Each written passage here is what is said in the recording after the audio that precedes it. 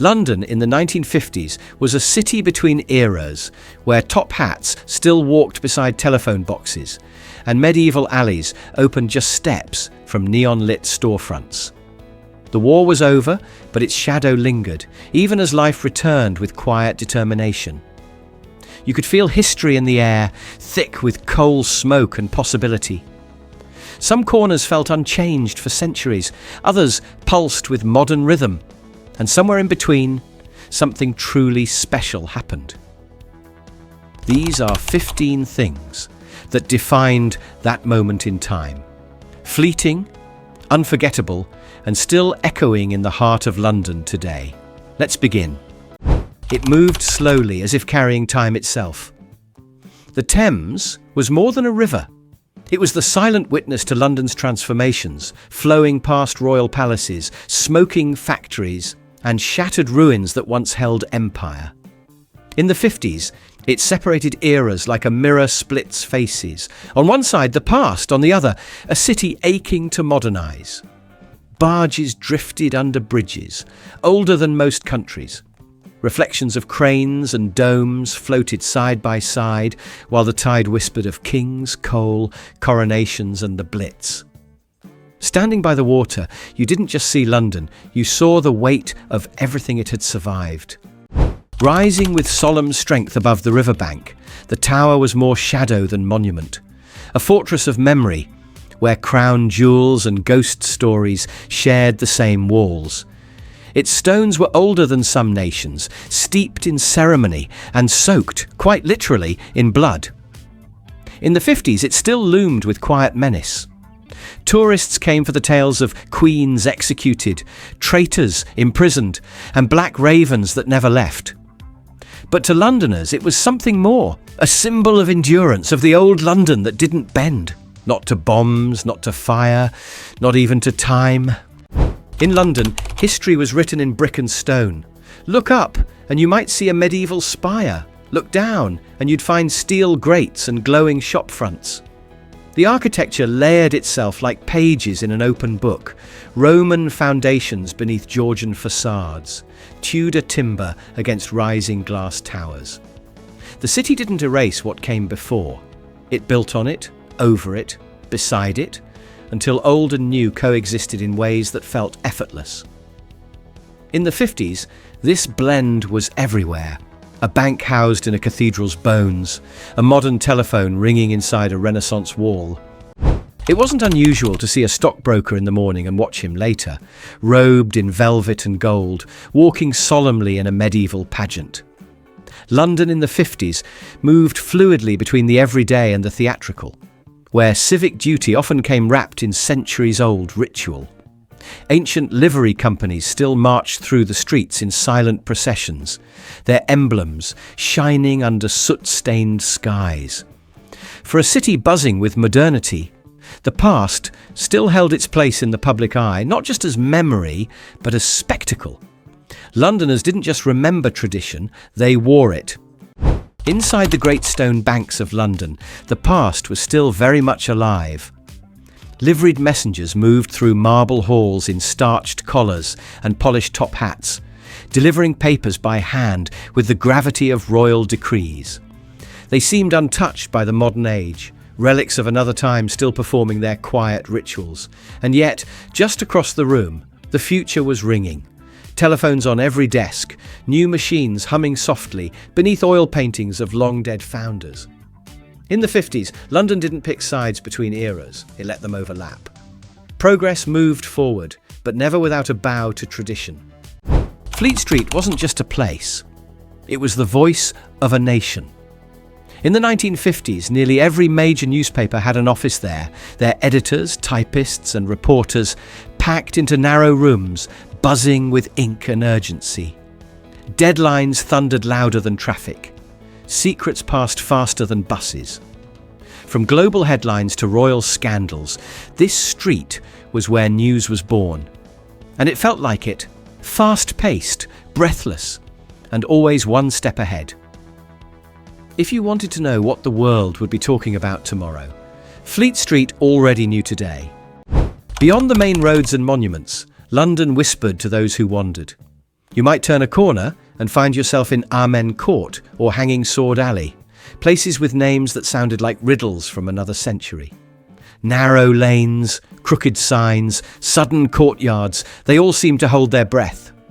In these quiet pockets, the city's roar faded into the rustle of papers, the tick of a lawyer's watch, or the laughter of children echoing off old brick. They were moments of calm in a city built on noise. London's magic wasn't just in its landmarks, it was in its secrets. London in the 50s lived in layers.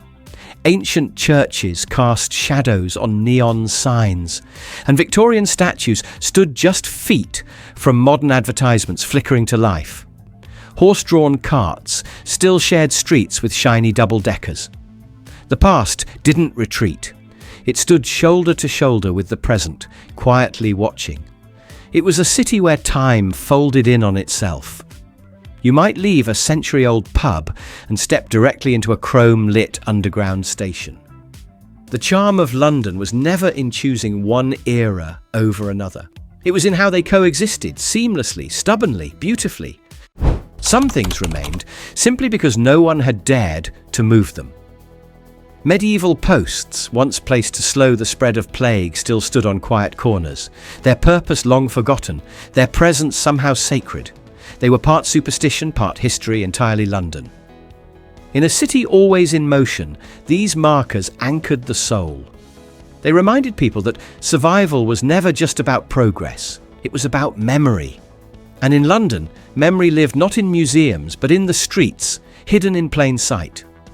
Everything seemed to begin at Piccadilly Circus. A swirl of traffic, laughter, and flashing lights. It was London's beating heart, the stone village green of a metropolis.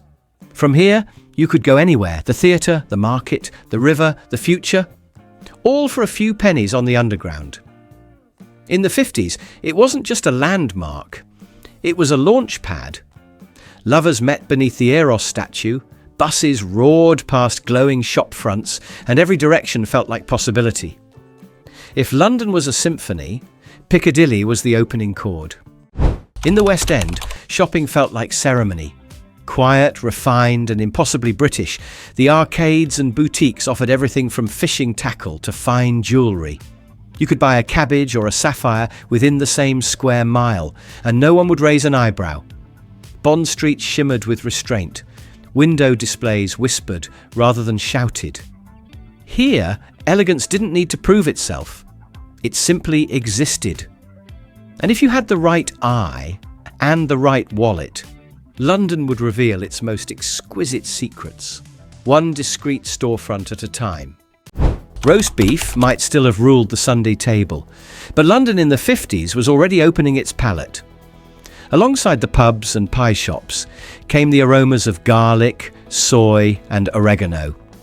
You could dine modestly on egg and chips, or feast on Chinese duck and Italian wine, just a few streets apart. This was a city learning to eat differently. Immigration brought new flavours, new traditions, new comfort foods.